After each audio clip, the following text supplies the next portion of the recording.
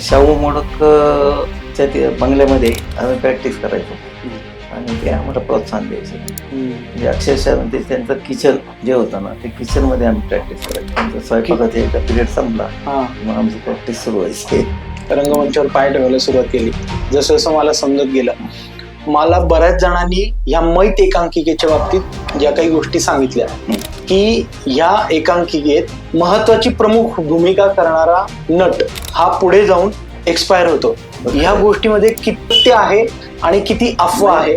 अफवा नाही म्हणता येणार त्याला, पण 2 केसेस अशा झाल्या. वामन पत्की लिखित एक मरण नाटक, एक मरण की जे टोरंटोला आम्ही 1982 साली आम्ही सादर केलं. तर त्याचा सेट मी बनवलेला. त्यांचे पाय इथून खाली गेलेले होते, कमरे खाली पायच नव्हते. बापरे, काहीतरी झालं त्यांना, ते पाय त्यांचे गेले. तर ते मला 4थ्या मजल्यावर भेटायला. नमस्कार मित्रांनो, नाटकाची तालीम असो किंवा राजकारणाची पडद्यामागची हालचाल असो किंवा एखाद्या सर्वसामान्य माणसाच्या दुःखात पाठीशी उभं राहणं असो, या सगळ्या भूमिका जितक्या सहजपणे समर्थपणे पेलल्या अशा एका म्हणण्यापेक्षा एक व्यक्ती बहुपात्री व्यक्तिमत्वाला आज आपण भेटणार आहोत. कारण आपला कॉमन टू अनकॉमनचा विषयच असा आहे, सामान्य माणसाचा असामान्य प्रवास. ज्यांना माणसं वाचायला आवडतात आणि माणसं जोडायलाही आवडतात, म्हणून कदाचित ते आज लिहित असलेलं पुस्तक म्हणजेच मी पाहिलेली माणसं. चला तर मग आपणही या अनुभवाच्या प्रवासात सहभागी होऊयात आणि भेटूयात शांताराम गाडे पाटील उर्फ सर्वांचे लाडके बापू यांना. नमस्कार काका. नमस्कार काका, कॉमन टू अनकॉमन मध्ये आपलं स्वागत आहे. आभारी आहे.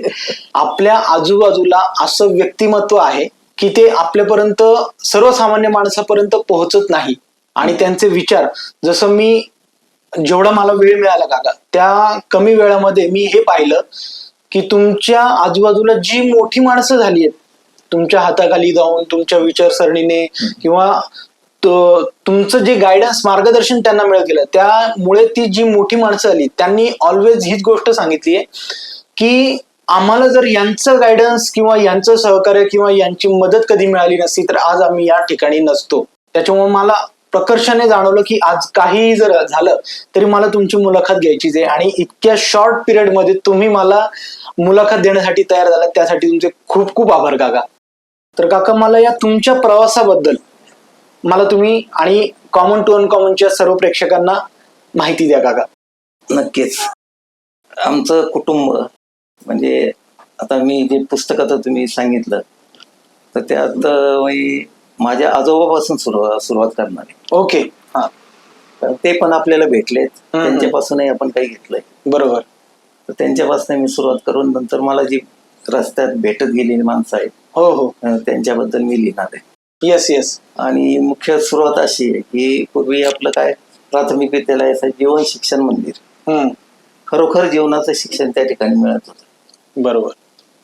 कारण स्वावलंबन, तुमचं काम तुम्ही करा, शेणाने तुमचा वर्ग सारवा, तो साफ करा, सजावट करा. त्यानंतर मूलोद्योग असा एक विषय असायचा, शेती असायची, त्याच्यात सूतकताई असायची. असे विविध उपक्रम होते की ज्याच्यामुळं आपण सर्वांगाने अशी प्रगती करत होतो, प्रगती व्हायची त्याच्यामुळे. बरोबर. तर त्या अशा वातावरणामध्ये आणि आमचे वडील तहसीलदार होते आणि त्यांचा स्वभाव फार स्ट्रिक्ट होता. स्ट्रिक्ट म्हणजे आम्ही 8 भावंड टोटल, पण ते त्यांचं यायची वेळ झाली की कोणत्या कोपऱ्यात हे कळायचं नाही. इतका त्यांचा स्वभाव स्ट्रिक्ट होता. तेवढेच ते प्रेमळ पण होते. काही गोष्टीसाठी स्ट्रिक्ट पण आवश्यक असतं. आणि त्यांचं शिस्त अशी होती की तो आपल्याला माहिती असेल लखीना पॅटर्न नगरचा.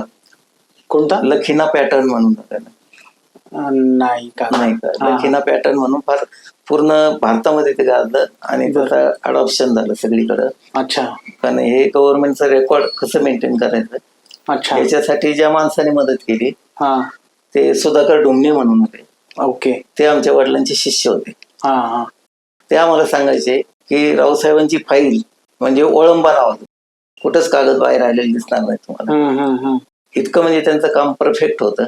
त्यांनी मला वाटतं 1972 आपल्याकडे दुष्काळ पडला. त्या दुष्काळातही त्यांनी चिटणीस म्हणून काम केलं. कलेक्टर साहेबांची चिटणीस म्हणून काम केलं. त्यांच्यावर फार मोठी जबाबदारी होती. 72 साली कुठं फोन नव्हते. बरोबर. पण त्या काळात आमच्याकडे फोन दिलेला होता. आणि दिवसभर म्हणजे सकाळी ते जे जायचे ते डबा तसंच परत घेऊन यायचे. इतकं प्रचंड काम. आणि तिथून आल्यानंतर मग ते हे करायचे, फोन तालुक्यांना फोन करायचे, तालुक्याचे रिपोर्ट घ्यायचे. म्हणजे इतकं कष्ट त्यांनी कामाच्या बाबतीत घेतलेले. दुसरी गोष्ट मी त्यावेळी स्केअर सिटी म्हणजे दुष्काळाच्या काळात टेम्पररी काही लोक भरले होते. आणि मी नुकताच ग्रॅज्युएशन होऊन बाहेर पडलो होतो 72च्या दुष्काळ. तर मग मला त्या ठिकाणी लोकल अपॉइंटमेंट त्यांनी दिली. ती काहीतरी दुष्काळ संपेपर्यंत चाललं. नंतर मला डिस्कंटिन्यू केलं. मी त्यांच्याकडे गेलो, म्हणलं हे ऑर्डर आली मला. ते म्हणले घरी जायचं. म्हणजे मला वाटलं ते काहीतरी इंटरफेअर करतील किंवा काय करतील असं माझं आपलं बालिश मत असं. पण ते म्हटले नाही, असं नाही म्हणे, घरी जायचं आता, आपलं दुसरीकडे बघायचं. बरं. इतकं ते म्हणजे प्रामाणिकपणे त्यांनी काम केलं. आणि त्याच्यामुळे आमच्या त्या फॅमिलीवरच त्याचा परिणाम झाला सगळा.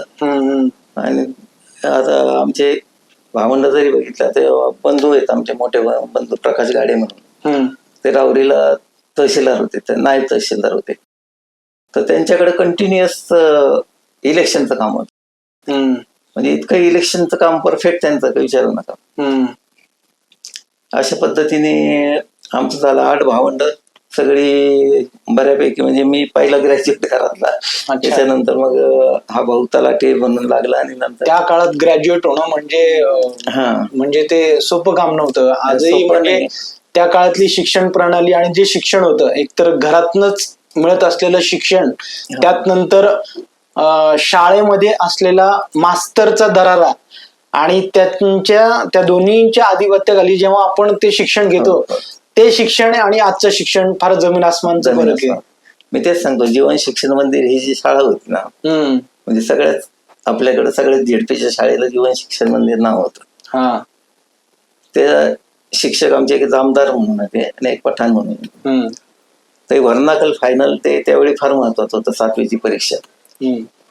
7वीची परीक्षा दिल्यानंतर सुद्धा नोकऱ्या लागत होत्या, असं तो काळ होता. बरोबर. 7वीची परीक्षा दिल्यानंतर पण नोकऱ्या लागत होत्या.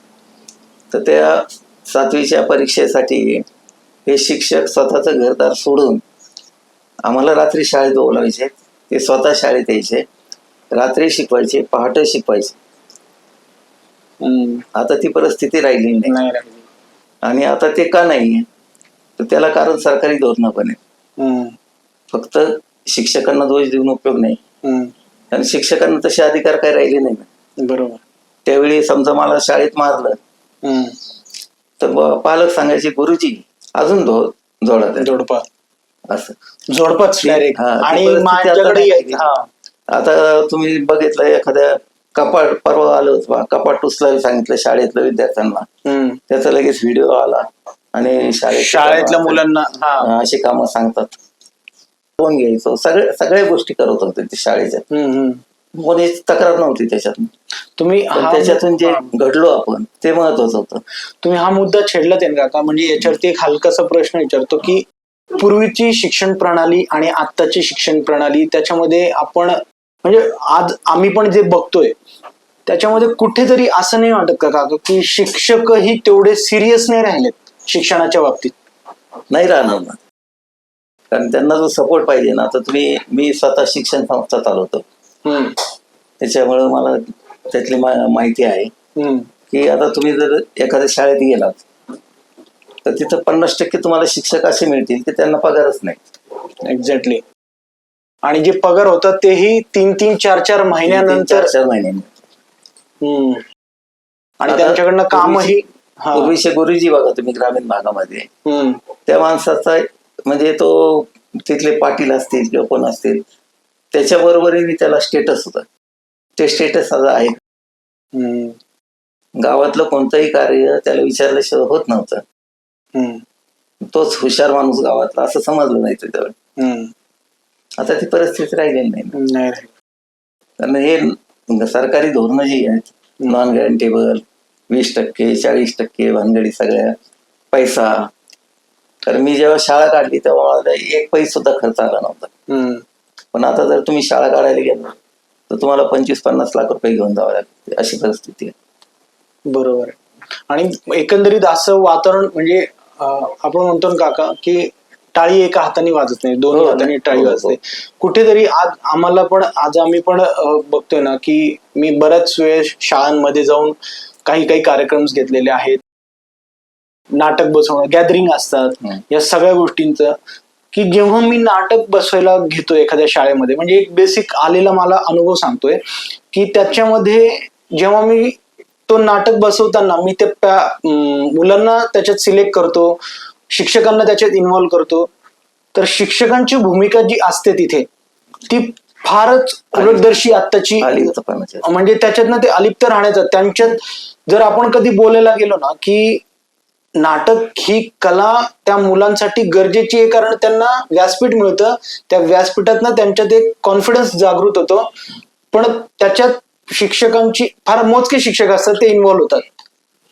हा नाटकाचा पार्ट झाला. तसंच इतर, आत्ताच आम्ही 2 दिवसांपूर्वी एक कथाकथन स्पर्धा होती, त्याच्यातही आम्ही बऱ्याच मुलांचं बघितलं काका की मुलांना विषयांची जाणीवच नाहीये, त्यांना कथाच नाहीये, त्यांच्यासाठी वाचन शैलीच आज लोपावत गेली त्यांच्यासाठी.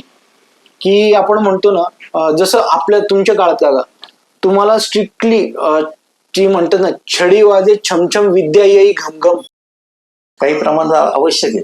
हो, म्हणजे वाचन हे झालंच पाहिजे. शिक्षण पद्धतीत काय झालं तुम्हाला सांगू का, की एक प्रश्न आहे, आमच्या वेळी त्याला 2-2, 3-3 पुरवण्या लावून आम्हाला लिहावं लागायचं. तेव्हा कुठं 4-5 मार्क पडायचे. बरोबर. आता तुम्हाला एक खून केली की तुम्हाला मार्क मिळतात. कशाला अभ्यास करायचा डिटेल मध्ये असा. येस नो काय असेल तुमचं तेवढं केलं म्हणजे संपलं.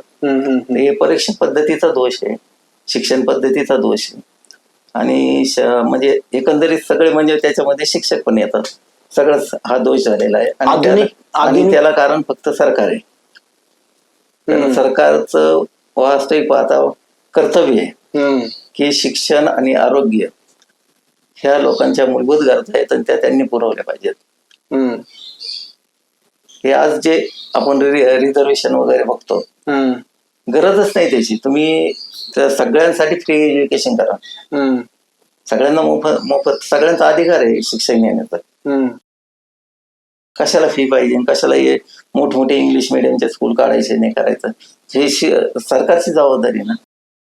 पण काका असं नाही वाटत का की जर समजा सगळ्यांना फ्री शिक्षण दिलं तर त्या शिक्षणाचं महत्व आताही पैसे देऊनही राहिलेलं नाही, आणि फ्री दिल्यानंतर तर आपल्या म्हणजे एक भारतीय संस्कृतीतल्या माणसांची सवय काका की त्यांना जेवढं फ्री मिळतं ना त्याची त्यांना व्हॅल्यू राहत नाही. ती त्या गोष्टीचा आणखीन उहापोह करतात आणि त्या गोष्टीची व्हॅल्यू राहत नसल्यामुळे ती गोष्ट त्यांच्याकडनं पूर्णपणे निग्लेक्ट करण्यासारखी त्याच्याकडे बघितलं जात आहे. ते बरोबर आहे तुमचं म्हणणं, पण फ्री एज्युकेशन मुळे काय होईल माहितीये का, की कॉमन मॅन म्हणजे कॉमन माणूस त्याच्यात इन्व्हॉल्व्ह होऊन जातो त्याच्यामध्ये, हे महत्वाचं आहे. आणि याच्यामध्ये कसं होतं की यांना 10%, त्यांना 20%, इथं इतकी फी, तिथं तितकी फी, हे म्हणजे फीची कॉम्पिटिशन, किती पैसे जास्त. आपल्या इथं सोलापूर रोडला काही शाळा आहे 1.5 लाख रुपये फी आहे. हो. तिथं आणि मुळात म्हणजे कसं आहे की तुम्ही आता फॉरेन कंट्री जरी बघितलं ना तरी ही सरकारने जबाबदारी स्वीकारलेली आहे ना, त्याचा तुम्ही अभ्यास करा. हे जर असं होणार असेल, दुर्लक्ष होणार असेल किंवा काय होणार असेल तर त्याचा अभ्यास करा ना. तर जपानमध्ये ते लगेचच त्यांना शिक्षण द्यायला सुरुवात करा, औद्योगिक शिक्षण. ही गोष्ट मला फार आवडली काका की तुम्ही सांगितलं की लहान मुलांना त्यांना नुसतं अ आ इ म्हणजे पाढे किंवा हे न देता की आपल्या अपार्ट फ्रॉम येणाऱ्या जे भविष्यातल्या गोष्टी, जसं आपण म्हणतो ना ITI मध्ये जे शिक्षण दिलं जातं ते तुम्ही लहानपणापासून मुलांना ओळख निर्माण करण्यासाठी, त्याच्यासाठी appreciate केलं पाहिजे. सगळ्यांसाठीच पाहिजे. कौशल्य निर्माण करण्यासाठीचं जे शिक्षण आहे ते लहानपणापासून सुरू केलं पाहिजे. तर मग हे लोक जर एवढे दौरे करतात, एवढा खर्च करतात, तर मग या गोष्टी त्यांनी इंट्रोड्यूस करायला पाहिजे ना. बरोबर. म्हणजे चांगल्या गोष्टी भारतात आणायला काय हरकत नाही. तर मी ग्रॅज्युएशन याच्यानंतर 10वी 11वी झाल्यानंतर या ठिकाणी आपल्या अहमदनगर कॉलेजला ऍडमिशन घेतले, कॉमर्स साईडला. ओके. तर पहिलं वर्ष मला ते सगळं समजण्यातच गेलं, कारण मी आलो होतो पारनेरवरनं. बरोबर. ग्रामीण भागातून आलो होतो आणि त्यावेळी म्हणजे ते दडपण होतं सगळं, कुठंतरी न्यूनगंड म्हणा किंवा काही म्हणा. त्याच्यानंतर 1 वर्ष त्याच्यामध्ये गेलं. त्यानं त्या वर्षी मी एकांकिका स्पर्धा बघितल्या. अच्छा. नगर कॉलेजच्या. तर नगर कॉलेजच्या एकांकिका स्पर्धा ह्या इतक्या स्टँडर्ड होत्या, साधारणतः त्या स्पर्धेत 10-12 स्पर्धक असायचे आणि त्या इतक्या स्टँडर्ड होत्या की मलाही वाटलं आपण काहीतरी केलं पाहिजे, पण करणार काय. 1-2 वर्ष त्याच्यात गेले.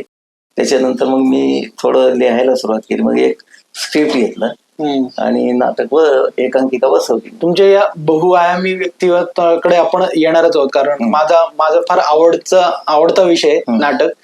कारण मी सकाळपासून जेव्हापासून तुम्हाला भेटण्यासाठी आतुर होतो, त्याच्यात मी हेच डोक्यात ठेवून होतो की तुमचं समाजकार्य, तुमचं ऑफिशियल वर्क सांभाळता तुम्ही नाट्यक्षेत्राकडे पण लक्ष देणं, राजकारणी लोकांसोबत पण संबंध प्रस्थापित करणं आणि ते जपणं आणि त्यासोबत सगळ्या समाजासाठी काम करणं, ह्याचं ताळमेळ तुम्ही कसं बसवत आलात, त्यानुसारच मी काही प्रश्न काढलेत का आपण त्या प्रश्नानुरूप आपण आपल्या प्रत्येक गोष्टींचा तुम्ही उलगडा करत चला तुमचा जो प्रवास आहे.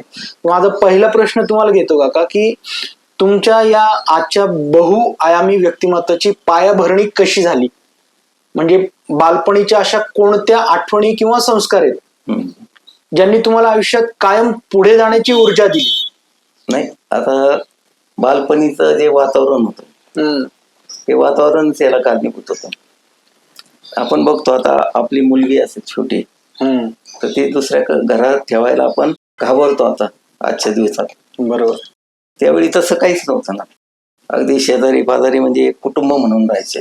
ही आपली मुलगी आहे, हा मुलीचं म्हणजे बहीण भाऊ, बरोबर, याच्या पलीकडे ते विचार जात नव्हते. असा तो काळ होता आणि त्याच्यामुळं अशी वेगळी ऊर्जा किंवा काय येण्याचं कारण नाही. आपोआपच यांनी त्याला मदत करायची. गोष्ट तुम्ही काय भाजी केली, ती भाजी आणून द्या, झालं समाजकार्य. अशा याच्यातून ते म्हणजे आपोआपच ते येत गेलं. म्हणजे तुम्हाला आजूबाजूचा अनुभवच तुम्हाला सगळ्या गोष्टीत प्रगल्भ करत गेला, ऊर्जा देत गेला त्या सगळ्या गोष्टींसाठी. दुसरा प्रश्न आहे काका, समाजकारण आणि रंगभूमीकडे, जसं आपण मगाशीच आपलं बोलणं सुरू आहे, या गोष्टींकडे वळताना मनात काही भीती होती का, की एक वेगळा उत्साह होता, आणि त्या सुरुवातीच्या त्या दिवसांबद्दल तुम्ही काय सांगाल? भीती अशी नव्हती, कारण समजच नव्हती. समज नसल्यामुळे भीती वाटायचं काही कारण नव्हतं, पण कुतूहल होतं आपल्याला जमल का.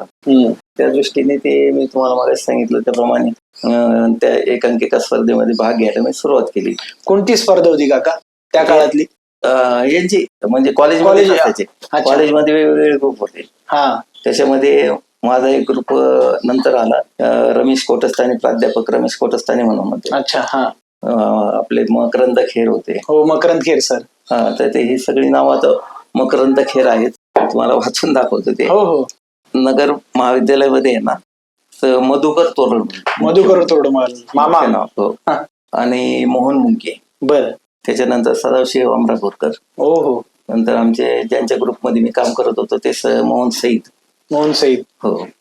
रमेश कोटस्थाने, हे छान एकांकिका लिहायचे, कॉमेडी एकांकिका छान. कोटस्थाने प्राध्यापक होते, ते आता गेलेच. नंतर भोंदाळ म्हणून, अच्छा, ते आता आकाशवाणीला काम करत होतं, भोंदाळ. नंतर भारत सासने माहिती असतील तुम्हाला, ते फार छान लेखक, म्हणजे चांगले लेखक होते. नाट्य लेखन होतं आणि वैचारिक लेखन जास्त होतं त्यांचं. ते आता मला वाटतं काहीतरी डेप्युटी कलेक्टर वगैरे असं म्हणून ते रिटायर झाले औरंगाबादला. नंतर नीता तांबोळी, मकरंद खेर, मंगेश जोशी आणि ह्या सगळ्यांना तयार करणारे लक्ष्मण हरद्वानी. लक्ष्मण हरद्वानी, हा बरोबर. आणि रमेश म्याते प्राध्यापक. हा. तर अशी ही सगळी मंडळी होती. ओके. आणि फार चांगलं म्हणजे हेल्दी वातावरणामध्ये त्या स्पर्धा व्हायच्या. तुम्ही आता 2-3 नावं घेतलीत काका, म्हणजे माझ्यासारख्या मुलांना किंवा येणाऱ्या आणखीन पिढीला अजूनही प्रेरणादायी, आणि जेव्हा पण त्यांचं ते नाटक बघितलं जातं की त्या व्यक्तिमत्वाकडे बघून आजही असं वाटतं किती सहज अभिनय होता आणि काय ते व्यक्तिमत्व होतं. ते म्हणजे आपले मामा तोरडे. म्हणजे त्यांना त्याच याच्याने बोलायचं, त्यांच्या बाबतीतल्या आणि त्यांच्या आठवणी काही सांगू शकाल का तुम्ही? नाही, त्याच्या आठवणी काय झालं, ते मी ज्यावेळी कॉलेजला गेलो त्याच वेळी त्यांचं ते नाटक जे होतं पहिलं नगरच्या इतिहासातलं आतापर्यंत पण, आणि त्यानंतर ते बाहेर पडले. त्याच्यामुळे माझा त्यांचा असा काही संपर्क आला नाही. अच्छा. पण हरद्वानी सरांचा चांगला संपर्क आला होता. हरद्वानी होते प्राध्यापक, रमेश न्याते होते. तुम्ही जे नाटकाचं नाव घेतलं माझ्या होते काका, आतापर्यंत पण अबाधित येतो निकाल की पुन्हा नगरमध्ये राज्यनाट्यात पहिलं फायनलला आलेलं एकही अजूनपर्यंत नाटक नाही. तेच एकमेव नाटक काळाबेट लालबत्ती. हा, अच्छा, ओके. तर सदाशिव अमरापूरकर एक नाव घेतलं काका तुम्ही. हो, सदाशिव. त्यांच्या सोबतच्या काही आठवणी? आम्ही असं म्हणजे ते एका ग्रुपमध्ये, आम्ही एका ग्रुपमध्ये, असं होतं ते कॉम्पिटिशन होती. तो एकदम कॉम्पिटिशन होती. म्हणजे मोहन सईदांचा एक ग्रुप होता आणि अमरापूरकरांचा एक ग्रुप होता. तर त्यांच्यात ते तसंच चालायचं. म्हणजे नाट्य स्पर्धेला आम्ही जायचो, राज्य नाट्य स्पर्धेला. तिथं सुद्धा नगरची नाटकं फक्त हाऊसफुल होती. हो. नाशिकच्या लोकांना नाशिकची नाटकं सुद्धा हाऊसफुल होत नव्हती, पण नगरची नाटकं हाऊसफुल. हे ऐकून मला खूप बरं वाटलं काका आज, कारण मी त्या नाट्य क्षेत्रामध्ये राहतो काका, आणि मला आज हे ऐकूनच इतकं अप्रूप वाटलं. हे आहे त्याच्यामध्ये अजून की पुरुषोत्तम करंडक सुरू झाल्यानंतर नगरच्या लोकांनी खूप वेळा त्याच्यात बक्षीस मिळवलं. त्याच्यामध्ये माझा एक, ज्याला मी स्टेजवर उभं केलं, विजय दळवी म्हणून होता. विजय दळवी, त्यांनी मैत एकांकिका ते केली होती, मैत. हो. आणि ती पुरुषोत्तम करंडकला पहिली आली. तर करंडक घेऊन तो घरी आला माझ्या. तुमच्यामुळे मी उभा आहे. काका, मला आहे ना, तुम्ही आता ज्या एकांकिकेचं नाव घेतलं, आम्हाला जेव्हापासून मी रंगमंचावर पाय ठेवायला सुरुवात केली, जसं जसं मला समजत गेलं, मला बऱ्याच जणांनी ह्या मैत एकांकिकेच्या बाबतीत ज्या काही गोष्टी सांगितल्या की ह्या एकांकिकेत महत्वाची प्रमुख भूमिका करणारा नट हा पुढे जाऊन एक्सपायर होतो. ह्या गोष्टीमध्ये किती सत्य आहे आणि किती अफवा आहे? अफवा नाही म्हणता येणार त्याला, पण 2 केसेस अशा झाल्या की तो पर्टिक्युलर तो रोल करणारा माणूस गेला. त्याचा कोणीच नंतर पुन्हा का बरं असं होते असा शोध लावण्याचा प्रयत्न नाही केला? काही असं होण्याचं काही कारण नाही, योगायोग असू शकतो. त्याच्यानंतर पुन्हा ती एकांकिका मी कधीच पाहिली नाही झाली त्याच्यानंतर, आणि त्याचा कोणी प्रयत्नही केला नाही. सगळेजण, मी पण बऱ्याच वेळेस विचार केला तर एकदा वाचायला तरी घेऊयात, पण सगळे म्हणायचे की विषयाची परीक्षा का घेतो. त्याच्यानंतर आयुर्वेद कॉलेजचा एक ग्रुप होता, डॉक्टर रवींद्र चव्हाण म्हणून. अच्छा. त्यांचा एक ग्रुप होता, त्यांच्या पण एकांकिका अशा पुरुषोत्तमला घरी जाऊन आल्या आणि बक्षीसही मिळालेले त्यांना त्याच्या माहित नंतरच्या. काका, तुम्हाला नाट्य क्षेत्र जेव्हा तुम्ही त्या काळात जेव्हा वावरत होतात, आजही ही अडचण येतेच, ती म्हणजे प्रॅक्टिससाठी हॉल उपलब्ध नसतो. तेव्हा तुम्ही प्रॅक्टिस कुठे करायचा? सांगतो मी. प्रॅक्टिस आता फार गमतीशीर वाग आहे. तुम्हाला शाहू मोडकांचं घर माहित आहे? हो, माहिती आहे. तर शाहू मोडकांच्या घरामध्ये त्यांचा स्वयंपाक झाल्यानंतर त्यांच्या स्वयंपाकघरात आम्ही प्रॅक्टिस करत होतो. बापरे. शाहू मोडकच्या बंगल्यामध्ये आम्ही प्रॅक्टिस करायचो आणि ते आम्हाला प्रोत्साहन द्यायचे. म्हणजे अक्षरशः म्हणजे त्यांचं किचन जे होतं ना, ते किचन मध्ये आम्ही प्रॅक्टिस करायचो. त्यांचा स्वयंपाकाचा एकदा पिरियड संपला हा मग आमची प्रॅक्टिस सुरू व्हायची. म्हणजे नटश्रेष्ठ शाहू मोडक यांच्यासोबत पण तुम्ही हो, त्यांनी माझी एक एकांकिका बघितली होती, अतृप्त, मला वाटतं बहुतेक अतृप्त म्हणून एकांकिका होती. म्हणजे राजकीय प्रहसन होतं ते. तर ते त्याचे रिहर्सल त्यांनी बघितले तर ते रडले होते, इमोशनल झाले. बापरे. मग कधी कधी त्यांचं जे चर्च आहे ना तिथं, हो, त्या चर्च मध्ये कधी प्रॅक्टिस करायचो आम्ही. नटश्रेष्ठ शाहू मोडकांसोबत प्रॅक्टिस, त्यांच्यासोबत त्यांच्याकडनं कधी कधी नाटकाची तालीम करून घेणं, बघून घेणं, त्यांच्यासोबत या सगळ्या गोष्टींचा एक काही प्रसंग, काही छानशा आठवणी सांगा ना काका. कारण आपल्या नगरच्या किंवा नाट्य क्षेत्रात जे वावरतात त्यांच्यासाठी नटश्रेष्ठ शाहू मोडकांबाबतच्या आठवणी आम्हाला त्यांच्यासोबतच घेऊन चला तुम्ही, अशी एक विनंती करतो. नाही, मुळात म्हणजे कसं आहे की त्यांचा स्वभाव असा शांत होता एकदमच, जास्त ते काही बोलायचे नाहीत. आणि इथं नगरला आले की आपले त्यांचा जो हॉल होता त्या हॉलमध्ये खुर्चीवर बसलेले असायचे.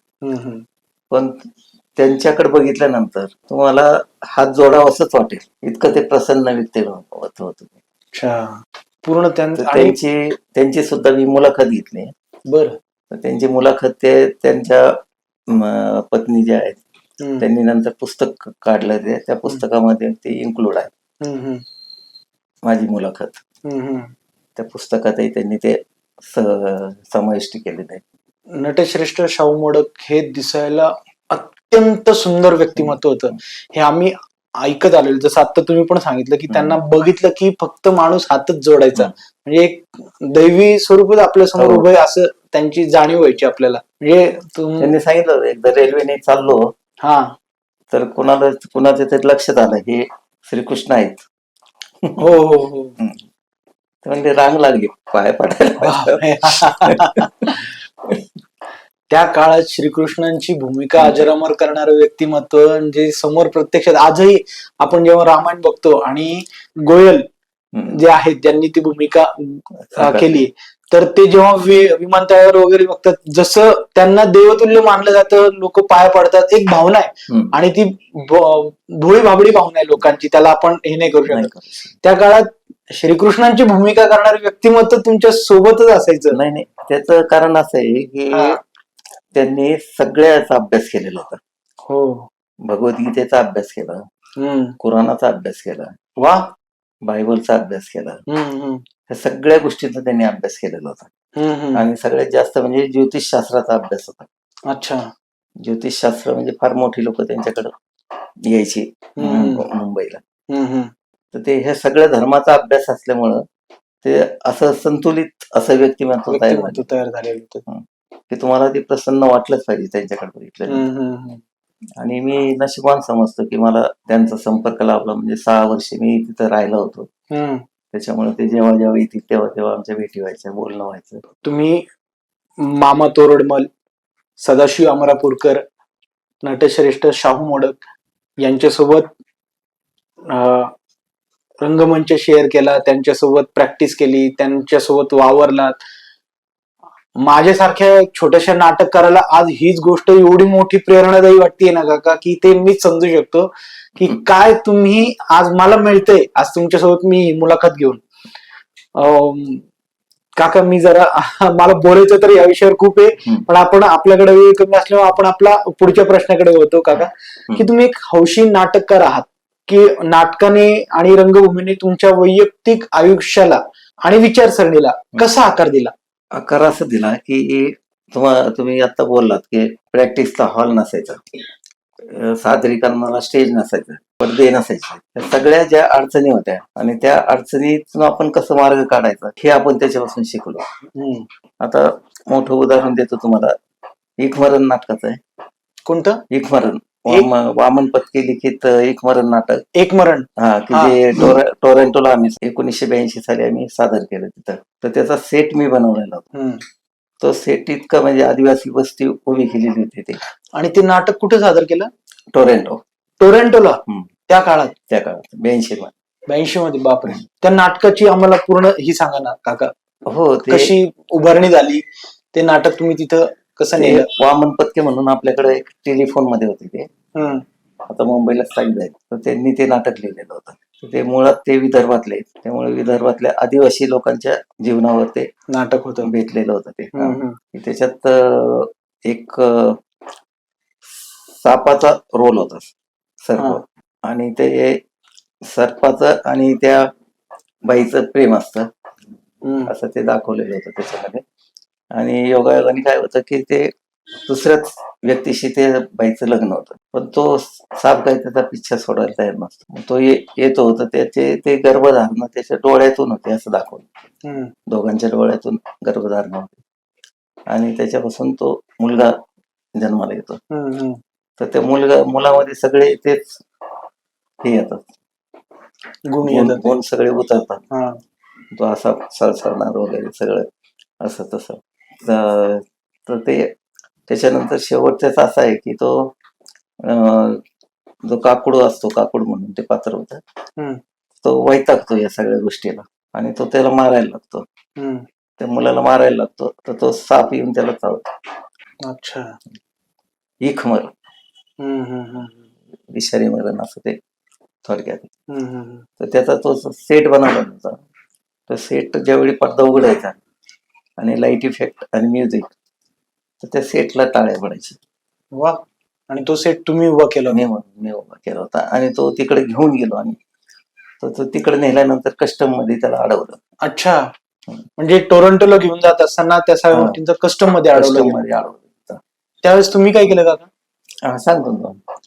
कस्टम मध्ये अडवल्यानंतर आता सगळ्यात मोठा प्रॉब्लेम म्हणजे लँग्वेज. मग ते त्यांचं म्हणणं असं होतं की बाबा हे तुम्ही गवत आणलेलं आहे ना, या गवतामध्ये काही इन्सेक्ट येऊ शकतात, काही होऊ शकतात, त्याच्यामुळं आम्ही तुम्हाला जाऊ देणार नाही. मग त्यांना थोडस इंग्लिश जे काही आम्हाला येत होतं त्या इंग्लिश मध्ये त्यांच्याशी चर्चा केली, बरंच त्यांना कन्व्हिन्स केलं आणि आम्ही कन्व्हिन्स करायला सक्सेस झालो. त्यांनी मग आम्हाला एक बॉटल भरून ते हे दिलं, औषध, त्याचं कीटकनाशक. अच्छा. ते म्हणले हे ते अगोदर मारा आणि घेऊन जा असा तो प्रश्न. अशा पद्धतीने तो तुम्ही तिकडनं कस्टम मधनं बाहेर काढलं. आणि दुसरा प्रसंग असा होता येतानाचा प्रसंग.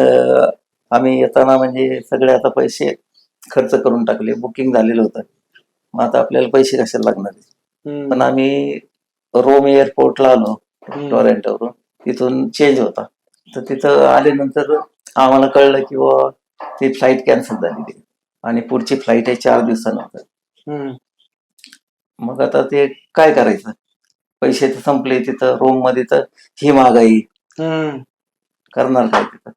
आणि मग ते 4 दिवस थांबायचं म्हटलं शक्य नव्हतं. बरोबर. मग ते आम्ही हे केलं, नंबर शोधला इंडियन एम्बसीचा. इंडियन एम्बसीचा नंबर शोधाय, तिथं ते रोम मध्ये डिरेक्टरी होती त्यांची, त्याच्यामुळे पण ते पण कळणार, कोणी तिथं रोमन सोडून कोणी बोलायलाच तयार नाही, इंग्लिश मध्ये पण नाही, त्याच्यामुळे सगळीच अडचण झाली. तेवढ्यात एक व्यक्ती आली आणि तिने फक्त विचारलं, आर यू इंडियन? म्हटलं येस. तर तो म्हटलं काय प्रॉब्लेम काय आहे, म्हटलं असा असा प्रॉब्लेम आहे. तो गेला तिथं, डिरेक्टरी मधून नंबर काढून दिला आम्हाला. परत ती व्यक्ती आम्हाला दिसली नाही. कोण असेल काय, काहीच नाही, काही नाही. मग आम्ही ते कॉन्टॅक्ट केलं. तिथं मोहना म्हणून कोणतरी लेडीज होत्या तिथं एम्बसीला. मोहना. मग त्यांना कॉन्टॅक्ट केलं, तर मग त्यांना सांगितलं असं असं, एक तर आम्हाला इंडियामध्ये कुठेही उतरवा, चेन्नईला उतरा, कुठेही उतरा, पण इंडियामध्ये पाठवा आम्हाला. तर मग त्यांनी पहिलं काय केलं, त्यांनी आमची जेवणाची व्यवस्था केली आणि मग आमची जी तिकीट होती ती ऑस्ट्रेलियन एअरलाईनला ट्रान्सफर करून दिली. अच्छा. आणि मग दुसऱ्या दिवशी सकाळी 8 वाजता मी निघालो. मला पहिली गोष्ट काका, ह्या गोष्टीचा अचंबा आहे अजूनही, की आम्हाला नगरवरनं आजही म्हणजे आम्हाला असो किंवा कुठलेही ग्रुप्स ऍक्टिव्हिटी करणारे जे असतील एकांकिका वगैरे सादर करणारे, त्यांना लवाजमा घेऊन नुसतं पुण्याला जरी सादरीकरण करायचं असेल तर पहिली सुरुवात खर्चापासून होते. तुम्ही त्या काळात 82चा काळ होता ना काका, सांगितलं 82च्या काळात तुम्ही टोरंटोला गेलात काका, आणि तो सगळ्यात महत्वाचा म्हणजे तो खर्च कसा उभा केला? चांगला प्रश्न आहे. हे झाल्यानंतर आम्ही काय केलं होतं, जिल्हा परिषदेचं बॅनर घेतलेलं होतं. जिल्हा परिषदेचं बॅनर घेतलेलं होतं आणि गडाख साहेबांचा माझा सन्मान येण्याचा निमित्त झालं. मग ते गडाख साहेबांनी इमिजिएट लगेच 25,000 रुपये रिलीज केले आम्हाला. बापरे.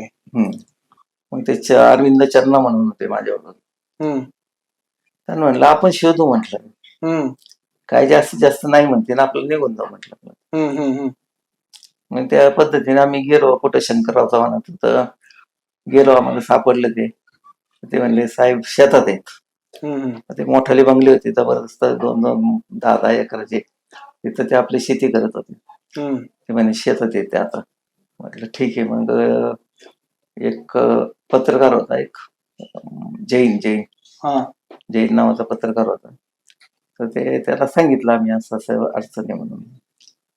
त्यांनी ते पीएला सांगितलं, म्हणले यांची भेट घालून द्या आणि मदत करा म्हणते त्यांना. लांबून आले म्हणते, आपण काहीतरी करायला पाहिजे.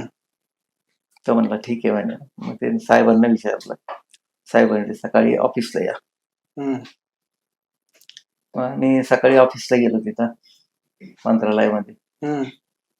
गेलो, भेटलो, सांगितली व्यथा आमची. ते म्हटलं असं करा, अर्ज द्या म्हणे. तिथंच बसून तिथंच अर्ज तयार केला आणि देऊन टाकला. तर त्यांनी मग ते आम्हाला 6 लोकांचं एअर इंडियाचं तिकीट देऊन टाकलं. यायचं जायचं.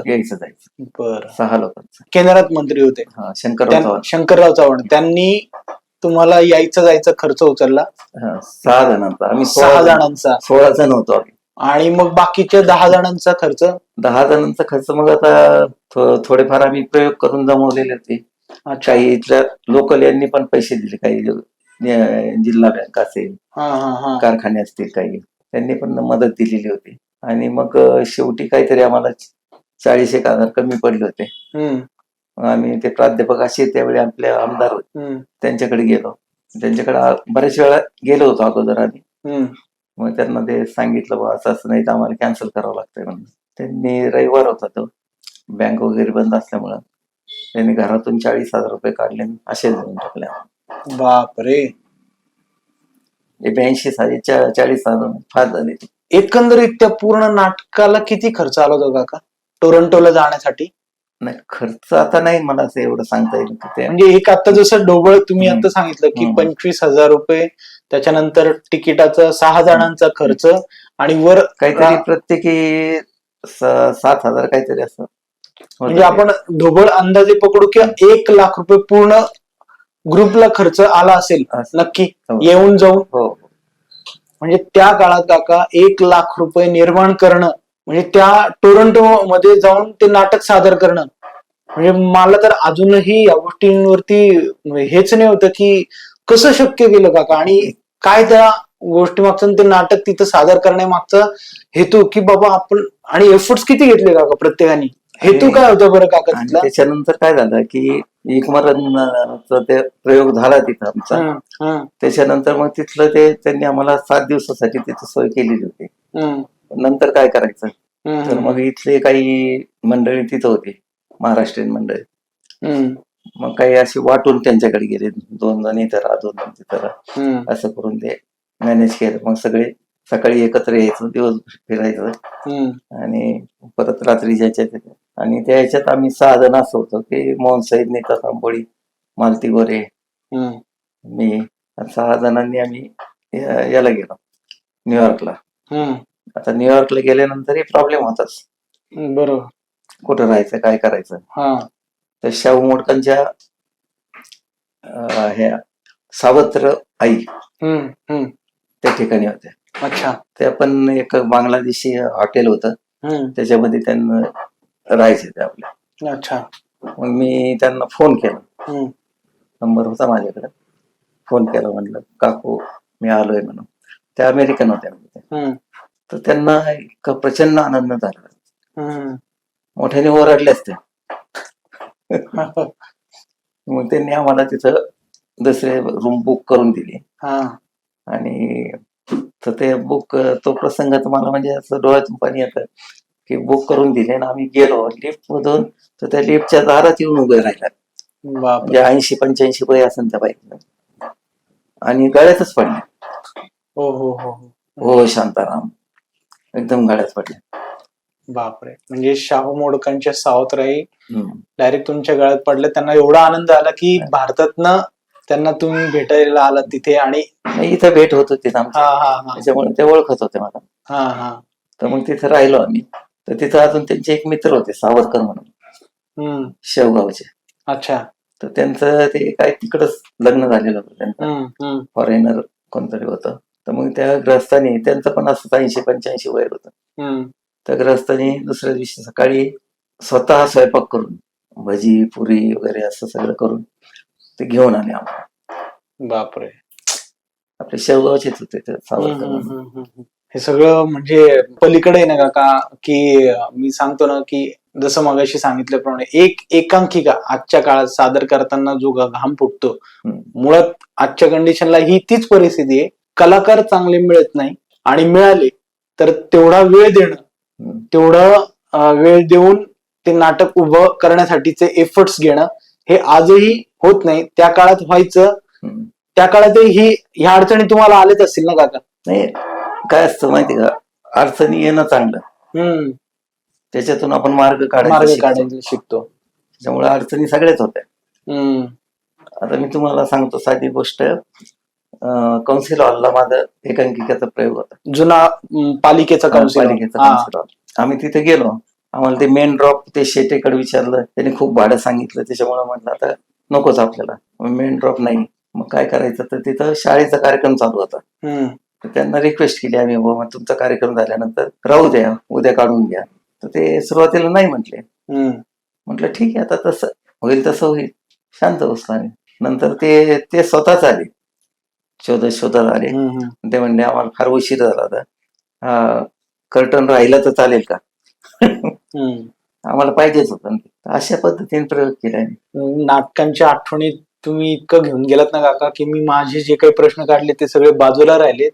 म्हणजे ह्या सगळ्या आठवणी आज वाचायला तुमच्याकडनं तर मिळणार आहेतच, पण ते प्रत्यक्ष अनुभवतोय, ऐकण्यात फार वेळीच माझी येऊ राहिली काका मला ती. त्यामुळे मला म्हणजे त्या याच्यात रमल्यानंतर असं वाटतं ना की आज मी त्या प्रॅक्टिस हॉलमध्येच बसलोय. जसं आपण म्हणतो ना की तुम्ही नटश्रेष्ठ शाहू मोडकांच्या स्वयंपाक घरामध्ये प्रॅक्टिस केली. म्हणजे असं वाटतं ना की तेवढ्याशा हॉलमध्ये प्रॅक्टिस करताना जी काही गोष्ट तुम्हाला सामोरी जायला लागली, आणि ते सगळं सोडून तुम्ही पुढे गेलात आणि प्रयोग केलात. बरं, प्रयोग केला तर केला, तुम्ही टोरंटोला सुद्धा गेलात, एवढा सगळा लवाजमा घेऊन. मी आणि डॉक्टर चव्हाण जे होते, रवींद्र चव्हाण, यांनी आम्ही तुम्हाला जे थिएटरचं नाव विचारलं ना, छबिलदास रंगभूमी जी आहे प्रायोगिक आपली मुंबईची, मुंबईची, तर त्या ठिकाणी माझ्या 3 एकांकिका घेऊन गेलो. अच्छा. तर योगायोगाने त्या ठिकाणी अधिक बंधू, त्यावेळी ते मंत्री होते, ते आले होते. आणि त्यांनी ते माझं राजकीय प्रदर्शन बघितलं आणि ते इतके हसले आणि इतकं कॉम्प्लिमेंट दिली. तो म्हणजे माझा पुढचा प्रश्न, आता तुम्ही याच्यावरती पुढचा प्रश्न विचारतो काका. नाटकातील एखादा असा प्रसंग किंवा अनुभव ज्याने कठीण प्रसंगातही तुम्हाला हसून पुढे जायला शिकवलं? एक एकांकिका करायची होती आम्हाला, श्रीनिवास बंडगेची, सदानंद बडगे, श्रीनिवास बडगे. ओके. त्यांची एकांकिका करायची होती. तर त्याची काही पूर्ण तयारी झाली नाही आमची, आणि त्याच्या नाताळमध्ये आम्ही चर्चला करायची होती. अच्छा. मग काय करायचं म्हणलं, करून टाकू. सदानंद स्वतः टॉन्टिंगला बसला, बंडगे. अच्छा. आणि आम्ही अक्षरशः त्या स्क्रिप्ट मधलं एकही वाक्य घेतलं, फक्त थीम ठेवलं आणि बाकी आम्हाला सुचल ते आम्ही मारलं. बापरे बापरे, हे म्हणजे स्क्रिप्ट मधले एकही वाक्य नाही. सदानंदांनी डोक्याला हात लावला. वा वा वा वा, भारी भारी. त्या प्रसंगाला तुम्ही मारून घेताना नंतर काय चर्चा झाली तुमच्या सगळ्या मित्रांची? नाही काय, लाईटली आपलं हा. हसत बसलो आम्हीच काय. म्हणजे तो तुमच्या आयुष्यातला प्रसंग होता, ज्यांनी असं सांगितलं प्रसंग कुठलाही येऊ द्या, होय. बरोबर सामोरं जायचं त्याला. आता आपण आपला एक विषय थोडा, जसं तुम्ही मगाशी मी बोललो काका, तुम्ही एक व्यक्ती आणि बहुपात्री आहात. जसं तुम्ही तुमच्या वैयक्तिक आयुष्यातली तुमची जडणघडण, त्याच्यात नंतर नाटकाचा हा प्रवास तुम्ही उलगडला. आता आपण समाजकारण आणि राजकारणात काम करत असताना अनेक चढउतार येतात, आजही येतात. अशा वेळी स्वतःमधील पॉझिटिव्हिटी आणि कामाचा उत्साह तुम्ही कसा टिकवून ठेवला? जीवनाचं एक हे आहे, तत्व आहे, वर्तमानात जगायचं, भविष्याची चिंता करायची नाही आणि भूतकाळ गोकाळत बसायचं नाही. त्याच्यामुळे चढ झाला काय, उतार झाला काय, तरी काही फरक पडत नाही. असा एखादा प्रसंग सांगता येईल का तुमच्या, किंवा आठवण सांगता येईल की ज्याच्यामुळं तुम्हाला ह्या गोष्टीची जाणीव झाली, फार भविष्यातही जास्त जायचं नाही, डोकवायचं नाही, आणि फार भविष्याचा विचार करायचा नाही आणि भूतकाळात डोकवायचं नाही? असा प्रसंग नाहीये, परंतु मी बघितलं एकंदरीत की माणूस त्याच्यामुळे दुःखी होतो. उद्या काय होईल याच्यामुळे दुःखी होतो, आणि काल मला अमका अमका तसं म्हणत होता म्हणूनही दुःखी होतो. जो म्हणाला त्याला काही होत नाही, आणि पुढे काय होणार त्याला काही होत नाही. त्याच्यामुळे आपण कशाला विनाकारण चिंता करत असतो. समाजकारणात आणि राजकारणात असं वावरत असताना तुम्हाला असा कुठला प्रसंग आठवतो का की ज्याच्यामुळे तुम्हाला असं वाटलं की बाबा मी माझं काम करत चालेल, बाकीच्या गोष्टींचा मला विचार नाही करायचा, असं काही? नाही, ते तर होतच, म्हणजे तत्वच होतं ते. आता मी ऑफिसमध्ये ज्या काम करत होतो, त्या ठिकाणी सुद्धा आमचे एक रिक्रिएशन क्लब होता, एक आमची चहाची कॅन्टीन होती, एक सोसायटी होती. ह्या सगळ्यांची इलेक्शन व्हायची आमची, सगळ्यांची इलेक्शन व्हायची. अच्छा. पण त्याच्यात टीका टिप्पणी सगळं व्हायचं, आपण त्याच्याकडे लक्ष द्यायचं नाही. एक प्रसंग तर असा झाला की आमचे अपोजिट साइडचे जे लोक होते ते असे टॉन्टिंग करायचे सारखे, आणि ते लीड करणार आमचा जे संघटना असतात, कर्मचारी संघटना, त्याचा लीडर होता. त्याच्यामुळे त्याला बाकीचे लोक घाबरायचे. मग एक प्रसंग असा आला की माझ्या पॅनलची लोक माझ्या बरोबर यायला तयार नाही प्रचाराला, पण जो माणूस भेटल तो म्हणायचा आम्ही बरोबर करतो, बरोबर, इथपर्यंत झालं. मग त्या निवडणुकीच्या निकालाच्या दिवशी समोरच्यांनी सगळं तयारी केली, गुलाल, काय सगळं सगळं, आणि माझा त्यांचा फक्त एक माणूस आला, आणि माझे पॅनलचे सगळे माणसं. बापरे. हे राजकारण ते वेगळंच राजकारण, म्हणजे जे दिसतं तसं नसतं. राजकारणातली पहिला तुम्हाला धडाक म्हणावा किंवा अशी एक प्रचिती आली की जे दिसतं तसं नसतं राजकारणात. बरोबर. अजून एक किस्सा सांगतो तुम्हाला, की सुरुवातीला मी ज्यावेळी उभा राहायचो तर त्यावेळी 1-2 वेळा असं झालं की एकदा एकमताने पडलो, एकदा चिठ्ठीत पडलो. तर मग त्या अपोजिट साईडच्या ज्या एक मित्र होता माझा, जफे म्हणून, तर आम्ही आता एकत्रच राहायचो ना सगळे, बरोबर. मग त्यांच्या आमच्या मिसेसला म्हणाला, हे असं का होतं, एकमताने पडतात किंवा काय होतं, असं का होतं, तर चला म्हणे आपण ब्राह्मणाला विचारून, अपोजिट साईडचे.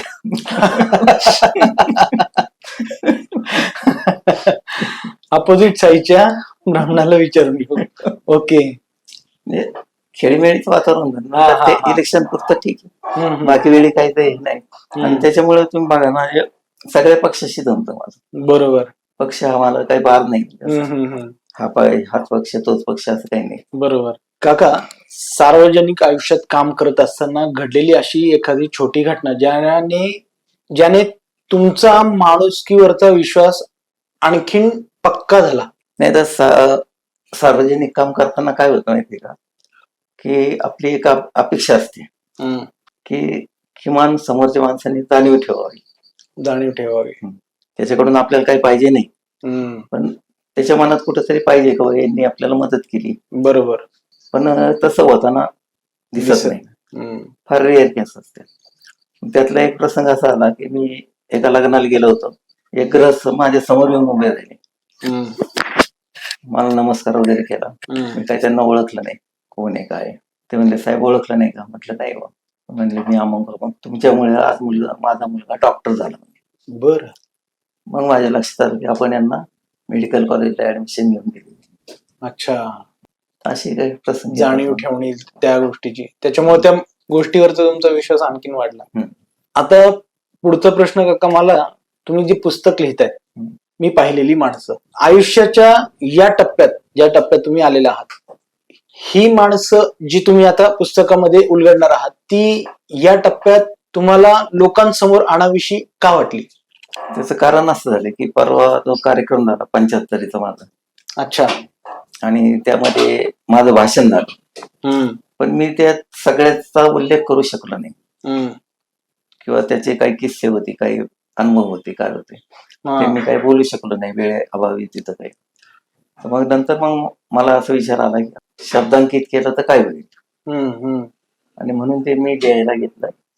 आणि मग पुढे आता असं टप्प्याटप्प्याने होईल ते. अच्छा. साधारणतः किती दिवस जातील काका त्यांना? एखादा महिना. एखादा महिना. म्हणजे लोकांना आपला जेव्हा हा पॉडकास्ट रिलीज होईल तेव्हा ही पुस्तक कायम पॉडकास्टच्या आधीच आपण त्या पुस्तकाचं आपण जे विश्लेषण त्याच्यामध्ये केलेलं आता पॉडकास्टमध्ये पुस्तकाचं, ते वाचताना आणखीन इंटरेस्ट निर्माण होईल. आणि माझ्यासारख्या नाट्यकर्मीला तर फार भयानक उत्सुकता लागलेली की कधी एकदा ह्या सगळ्या आठवणी आणखीन जास्त चांगल्या पद्धतीने वाचण्यासाठी आपल्याला मिळतील, किंवा कॉमन टू अनकॉमनचे जे प्रेक्षक आहेत त्याच्यामध्ये बरेचसे नाट्यकर्मी पण आहेत आपल्या नगरचे, बाहेरगावचे वगैरे ओळखीचे, त्यांनाही ही उत्सुकता लागून राहणार आहे की कधी आपल्याला नटश्रेष्ठ शाहू मोडक, आणि मला अपेक्षा आहेच की तुम्ही त्यांच्यामध्ये त्यांच्या सगळ्या गोष्टींचा एकदम सविस्तर उलगडा कराल. जसं तुम्ही म्हणालात की फार व्यक्त नाही होता आलं कोणा बाबतीत जास्त, तर ते सगळ्यांना इंटरेस्ट असेल तो वाचायला मिळणार त्याच्यामध्ये. त्याच्यासाठीच मी ते लिहायचं. या पुस्तकातील अशा एखाद्या व्यक्तीबद्दल सांगा काका की जिच्या संघर्षाने किंवा विचारांनी तुमच्या आयुष्यावर खूप मोठा सकारात्मक प्रभाव पडलाय. नाही, सकारात्मक कसं आहे माहिती का? सकारात्मक आता कसं असतं की मी 1-2 उदाहरणं तुम्हाला देतो. मी मध्यंतरी कांडेकर हॉस्पिटलला ऍडमिट होतो. अच्छा. तर ते 4 दिवस मला आयसीयू मध्ये ठेवलं आणि नंतर वरती घेतला, वरच्या स्पेशल रूमला घेतला. तर मी त्या ठिकाणी असताना एकदम मोठा आवाज आला मला, अरे काय गाडी पाटील. मी बघितलं तर ते बाबा कांडेकर म्हणून एक ग्रस्त होते. त्यांचे पाय इथून खाली गेलेले होते, कमरेखाली पायच नव्हते त्यांना. बापरे. काहीतरी झालं त्यांना, ते पाय त्यांचे गेले. तर ते मला 4थ्या मजल्यावर भेटायला आले. पाय नसलेली व्यक्ती तुम्हाला भेटायला 4थ्या मजल्यावरती आले. मग मी विचार करतो की या व्यक्तीला एवढं दुःख असून, एवढी हतबलता असून तो ते दाखवत नाही किंवा त्याचा विचारही करीत नाही. आपणही सकारात्मक असलं पाहिजे तेवढं. केवळ त्या माणुसकी पोटी आणि तुमच्या सोबत असलेल्या त्यांच्या काही अशा आठवणींच्या पोटी तो माणूस तुम्हाला वरपर्यंत भेटायला आला. ह्याच्यातच आपण समजून घ्यायचं की माणुसकीचं किती मोठं नातं ह्या भेटीत दडलेलं आहे. मोठी गोष्ट आहे काका, की म्हणजे हे विचार करताना पण फार अंगावरती काटा येतो की ह्या गोष्टीतनं आजही माणुसकी इतक्या. माझं मत असं आहे म्हणजे वैयक्तिक, की आपण जे काही प्रॉब्लेम निर्माण करतो ते आपल्या निगेटिव्हिटीमुळे करतो. आपण जेवढं पॉझिटिव्ह राहू तेवढे आपले प्रॉब्लेम कमी राहतील. आणि ती प्रेरणा स्वतःलाच दिली पाहिजे. बरोबर. अर्थात तुमच्याकडे सांगून होत नाही.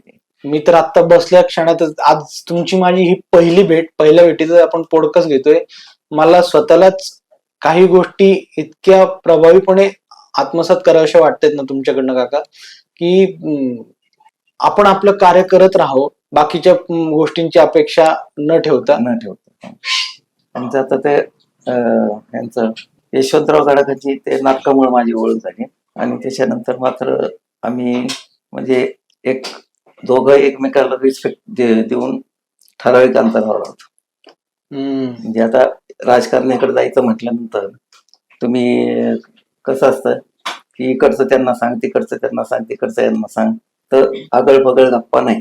आपल्या कामापुरतं जायचं, कामापुरतं यायचं. माझा आता पुढचा प्रश्नच तो आहे काका, की एवढं वर्ष समाजकारण, राजकारण, एक नाटककार या सगळ्या भूमिका वठवत असताना जेव्हा राजकारणात तुम्ही एक सक्रिय होतात, तेव्हा जे राजकारणी व्यक्तींसोबत तुमचे जे काही नातेसंबंध दृढ बनले, त्याच्यातनं प्रत्येक व्यक्तींसोबत तुम्ही जो म्हणजे विरोधक असो किंवा तुमच्या सोबतचा असो, त्यांच्यासोबत नात्यांची मेळ घालत असताना तुमच्या मनात काय चालत असायचं, की कोणीही आपल्याकडनं दुरावलं नाही गेलं पाहिजे आणि दुखावलं पण नाही गेलं पाहिजे? नाही, गडाख साहेबांचाच एक किस्सा सांगतो तुम्हाला, की डॉक्टर अनबुले जे होते, त्यांना विधान परिषदेची उमेदवारी मागण्यासाठी आम्ही मुंबईत गेलो. रात्री आमदार निवासला मुक्काम केला आणि त्याच वेळी यशवंतराव गडाखांनी पण उमेदवारी मागितलेली होती. तर मी त्या सकाळी बाहेर पडलो तर समोरून गडाख साहेब आले. काय रे म्हणला, इकडं कुठं? म्हटलं काही नाही, डॉक्टरांबरोबर आलो. काहीच नाही. मग ते म्हटले ठीक आहे, चल म्हणले आपण चहा घेऊ, नाश्ता घेऊ. ते टपरीवाजा हॉटेल होतं, तिथं आम्ही चहा नाश्ता घेतला. यशवंतराव गडाख साहेब आणि तुम्ही? हो, चहा नाश्ता केला. ते त्यांच्या दिशेने गेले, मी माझ्या दिशेने गेलो.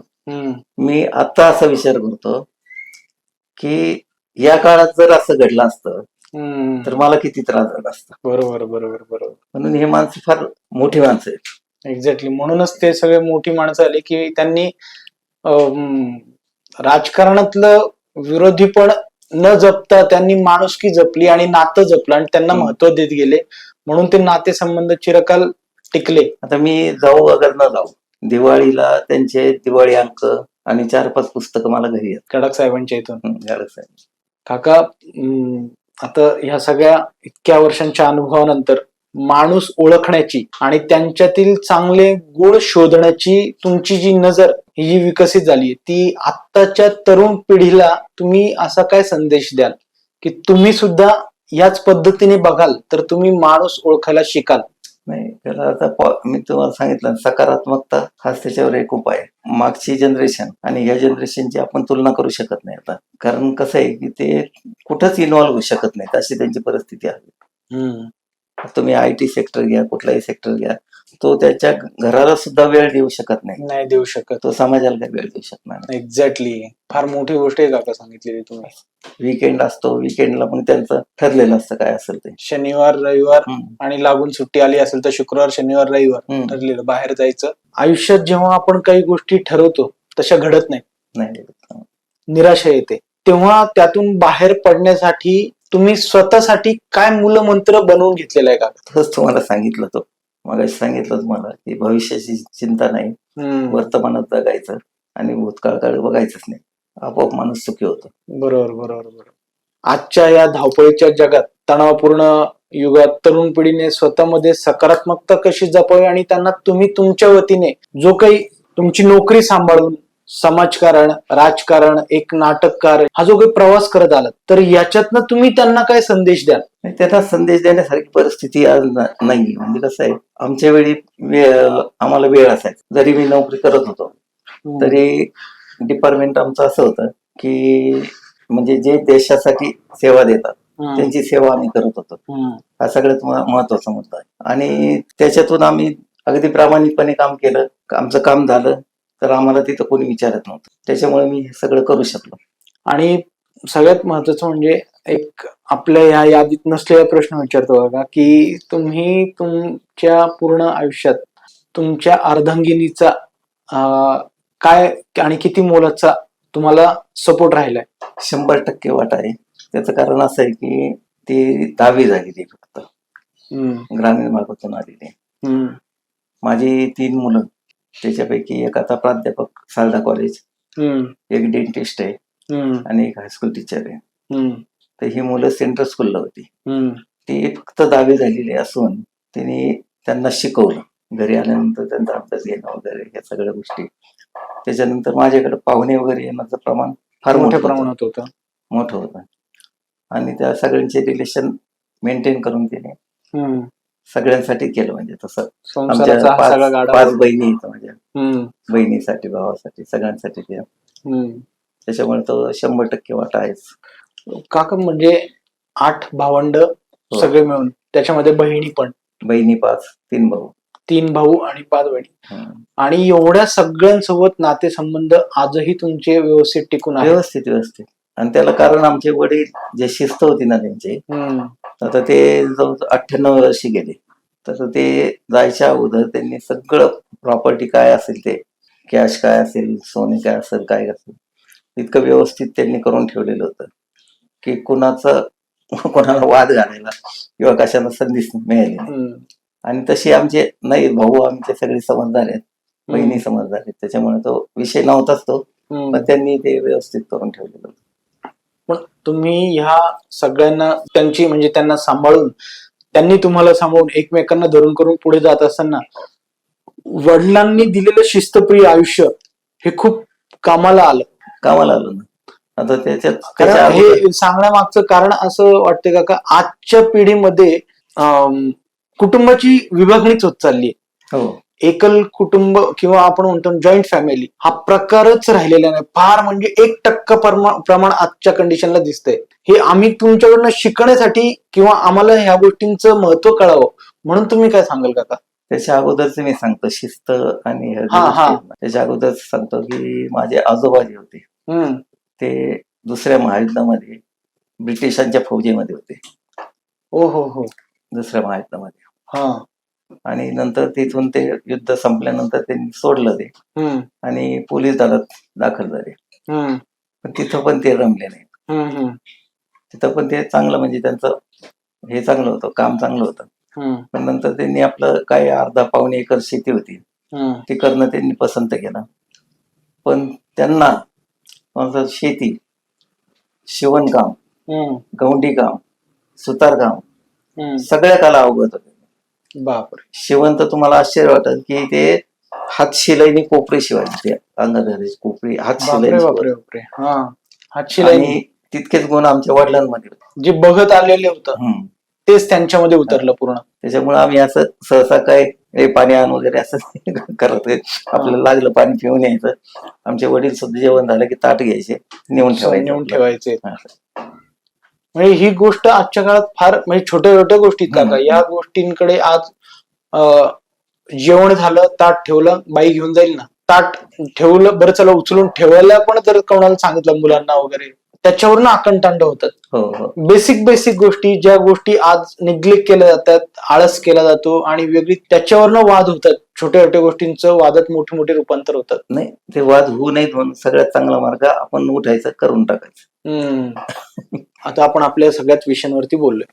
मला राजकारणातील तुमच्या कामांविषयी मला आणि सहभागाविषयी मला थोडस तुम्ही सांगावं. आता मी सरकारी नोकर असल्यामुळं मी प्रत्यक्ष राजकारणात कधी नव्हतो, परंतु राजकीय व्यक्तींशी संपर्क माझा कायम होता. म्हणजे जे आम्हाला भावले लोक त्यांच्या बरोबर माझा संपर्क होता. तर आता गुणात्मक फरक असा पडलेला आहे राजकारणामध्ये की पूर्वी राजकारण हे विचारावर चालायचं, वैचारिक जे आहे विचार सोडून राजकारण करत नव्हते. म्हणजे उदाहरण द्यायचं झालं तर श्रेष्ठीने सांगितलं तुम्हाला तिकीट नाही, तो माणूस पक्ष कधी सोडत नव्हता. बरोबर. कारण ते विचारधारा महत्वाची होती. आणि आता विचारधारा दिवसातून 3 वेळा बदलते. त्यामुळे सामान्य माणसाने कोणाच्या पाठीमागे जायचं हा मोठा प्रश्न. आणि विचारधारा लोकांमध्ये पण पक्की होती त्यावेळी. आणि आता काय झालं की कंपू झाले, म्हणजे राजकारणाचे कंपू झाले. म्हणजे त्या माणसावर जो कोण असेल तो त्याचे वेगळे कार्यकर्ते, त्याचे सुभे झाले त्यांचे. त्याच्यामुळे ते वैचारिक विचार करायला तयार नाही, विचारधारेचा विचार करायला तयार नाही. ते माझे साहेब तिकडे गेले, मी तिकडे चाललो, असं लोकांचं पण झालं. त्याच्यामुळे हे फार विदारक चित्र आहे राजकारणाचं इथून पुढचं. आणि हे साधारणपणे हुकुमशाहीकडे नेणारी परिस्थिती आहे सध्याची, असं माझं मत आहे. गडाख साहेबांचाच परत एक किस्सा सांगतो तुम्हाला की गडाख साहेबांनी एक कार्यक्रम घेतला कर्जत तालुक्यामध्ये. मांबोराम मी सांगितलं म्हणून एक सोसायटीच्या बिल्डिंगचं उद्घाटन होतं. तर तो कार्यक्रम घेतला, मला फोन आला सकाळी 6 वाजता या म्हणून. आणि त्याच वेळी त्यांना फोन आला तिकडनं की ते ज्यांनी तुम्हाला इन्व्हाइट केलंय, आमंत्रण दिलं, ती माणसं काही आपली नाहीत, त्याच्यामुळे तुम्ही येऊ नये असं आम्हाला वाटतं. साहेबांनी त्यांना उत्तर दिलं की मला ती माणसं माहिती नाहीत, माझे एक मित्र आहेत, त्यांच्यासाठी मी कार्यक्रम घेतलाय आणि मला जावं लागलं. मैत्रीचं नातं बघितलं साहेबांनी त्यावेळेला, जे आजच्या काळात फार दुर्लक्षित होते. नुसतं राजकारणात नाही, प्रत्येक क्षेत्रामध्ये मैत्रीचं नातं फार दुर्लक्षित केलं जातं. त्याच्यानंतर डॉक्टर अनबुलेंचा पिंड हा राजकीय नव्हताच, ते त्या राजकारणात ओढले गेले, त्याचा त्यांना काही फायदा तर झालाच नाही. आणि एकदा आम्ही पुण्याला गेलो शरद पवार साहेबांना भेटायला. अच्छा. मी आणि अजून एक जण होतं डॉक्टर. साहेबांची स्टाईल आहे वेगळी, की तुम्ही आलात तर मग तुम्हाला विचारायचं नगरला हे कसं काय चाललं, ते कसं काय चाललंय, हा काय म्हणतो, तो काय म्हणतो, माहिती काढून घ्यायची. तसं त्यांनी डॉक्टरांना प्रश्न केला होता, कृष्ण प्रकाश कसे काय आहेत म्हणे. ते म्हणे एकदम म्हणले लोक खुश आहेत, चांगलं चाललंय म्हणले, चांगला माणूस आहे, असं ते सांगितलं. आम्ही तिथं निघालो आणि नगर तालुक्याचे दुसरे पुढारी तिथं एंट्री झाली त्यांची, मी नाव घेत नाही म्हणतो, त्यांची एंट्री झाली. त्यांना पण तोच प्रश्न केला साहेबांनी. तर ते म्हणले साहेब त्याच्यासाठीच भेटायला आलो, तेव्हा DSP आल्यापासून आम्हाला फार त्रास होतोय, असं होतं तसं होतं. ते म्हणले असं कसं म्हणे, मी आता डॉक्टरने विचारलं, ते म्हणले फार चांगलं आहे, तुम्ही मला असं सांगताय. मग ते बाहेर आल्यानंतर ते आमदार साहेब डॉक्टरवर असे भडकले, विचारू नका. तेव्हापासून त्यांनी राजकारणात एकदा दिल्लीला आम्ही जवळजवळ 15 मिनिटं मला मिळाली शरद पवारांबरोबर. डॉक्टर अनबुलेच होते, त्यांना इथले काही लोक घेऊन गेले, तुम्हाला तिकीट देतो म्हणून विमानाने गेले. आम्ही आपलं रेल्वेने गेलो, पण ते 2-3 दिवस ते 5 स्टारला बसून राहिले, काहीच नाही. मग त्यांना मी फोन केला, म्हटलं तुम्ही एक काम करा, सकाळची इकडे निघून या, दिवसभरासाठी टॅक्सी करा, तुम्हाला कोणाकोणाला भेटायचं त्याला भेटून आणतो म्हटलं. ठीक आहे, मग ते ऐकलं त्यांनी, ते आले. नंतर मग आम्ही टॅक्सी केली आणि शरद पवार ज्या हॉटेलमध्ये उतरले होते तिथं डायरेक्ट गेलो आम्ही. काही प्रॉब्लेम आला नाही. 15 मिनिटं गप्पा मारल्या, त्यांनी सांगितलं दादा पाटील शेळकेंचं तिकीट फिक्स आहे, त्याच्यामुळे तुम्ही कोणाला भेटू नका, काही नका, नगरला जा तुम्ही. असे 2 प्रसंग मला म्हणजे डायरेक्ट मला भेटता राजकारणातल्या शरद पवार व्यक्तींसोबत डायरेक्ट तुमचा संपर्क आला त्यावेळेस. आता आपण काका आपल्या शेवटच्या सेगमेंटकडे वळूयात. तो सेगमेंट म्हणजे रॅपिड फायर प्रश्न, की त्याच्यामध्ये आपले प्रश्न असतील आणि तुमचं एका शब्दात एका वाक्यात उत्तर अपेक्षित आहे. तुमच्या आयुष्याचं वर्णन करणारा एक शब्द. समाधान. वाह. नाट्यगृह की राजकीय मंच मनाच्या जास्त जवळ काय? नाट्यगृह म्हणायचं, कारण आता नाट्यगृह राजकारण याचं काय फरक राहिलेला नाही. पण तरी पार्श्व दोघांचं रंगमंच हा तो आहेच आहे. तरी एक उत्तर अपेक्षित आहे, नाट्यगृह की राजकीय मंच मनाच्या जवळ. नाट्यगृह. आयुष्यात भेटलेली सर्वात प्रेरणादायी व्यक्ती. माझे प्राथमिक शिक्षक. त्यांचं नाव? एक जामदार होते, एक पठाण होते. अच्छा. जगाला अधिक सुंदर बनवण्यासाठी तुमचा एक विचार. सकारात्मकता. आपले रॅपिड फायर इथे संपलेत काका. कॉमन टू अनकॉमन मध्ये तुम्ही तुमच्या आयुष्याचं जीवनपट उलगडलंय आमच्या समोर, आणि एक नाट्य कलावंत म्हणून मला तर तो फारच मस्त आवडला. कारण काही गोष्टी ज्या मी नुसतं ऐकत गेलेलो, प्रत्यक्षात काही बघितल्या नाही, त्या गोष्टी फार जवळच्या वाटल्या. आणि नक्कीच कॉमन टू अनकॉमनच्या माध्यमातून तुम्ही ज्या काही प्रेरणादायी गोष्टी सांगितल्या, सकारात्मकतेच्या दृष्टिकोनातनं आपण काय विचार ठेवले पाहिजे, ज्या काही गोष्टी सांगितल्या त्या नक्कीच कॉमन टू अनकॉमन कडे जाणाऱ्या आहेत. म्हणजे सामान्य माणसाचा असामान्य विचारांकडे जाणारा जो प्रवास आहे त्याच्याकडे जाणार आहेत. धन्यवाद काका. सर्व कॉमन टू अनकॉमनच्या प्रेक्षकांकडनं मी तुमचे खूप आभार व्यक्त करतो. तुम्ही तुमचा मौल्यवान वेळ आम्हाला दिलात. मी फार आभारी आहोत, तुम्ही आमची दखल घेतली त्याबद्दल. नाही काका, दखल घेण्यायोग्य जर व्यक्ती आपल्या बाजूला आहे आणि आपण नाही घेतली तर त्या गोष्टीचं शल्य मनात राहू नये, म्हणून ही मुलाखत जशी कळली तशी लगेच मी तुम्हाला भेटण्यासाठी आतुर झालो होतो काका. तर जाता सगळ्या आमच्या कॉमन टू अनकॉमनच्या प्रेक्षकांना तुमचे काही अमूल्य शब्द जर मिळाले तर फार बरं होईल काका. काही समाधानी राहा, भविष्याची चिंता करू नका. मी तेच सांगतो परत, भविष्याची चिंता करू नका, वर्तमानात जगा आणि भूतकाळ सोडून द्या. थँक्यू काका, थँक्यू सो मच.